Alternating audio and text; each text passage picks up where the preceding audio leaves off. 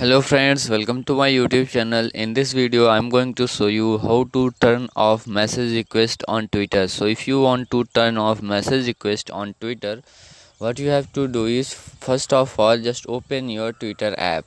So if you are using Twitter app, you can follow this step, and also if you are using desktop mode in your computer, you can also follow this method. So what you have to do is go into your Twitter app or in Twitter, and now what you have to do is here you will see three lines. Just click on this three lines. So when you click on this three line, you have to scroll down, and here you will see setting and privacy option.